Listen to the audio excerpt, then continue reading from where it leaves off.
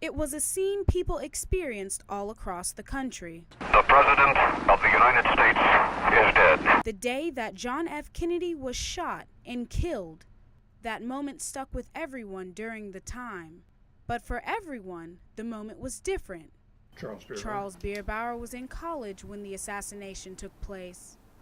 I was a student at Lehigh University in Bethlehem, Pennsylvania, and I was leaving classes and got in my car and turned on the radio and heard the reports coming from Dallas that the president had been shot. At that point, not yet known exactly how severely.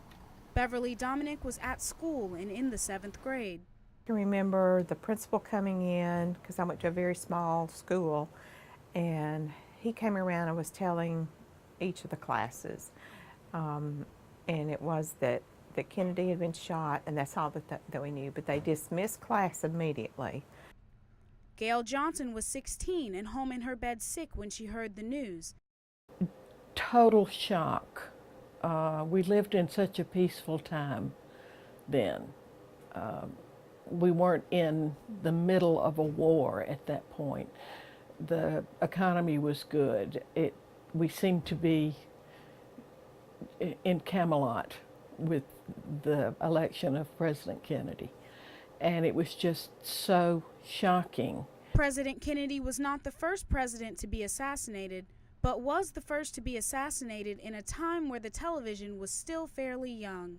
Many wanted to watch, to see what was happening, to know why this had happened. It takes a little time for the tragedy of it to sink in.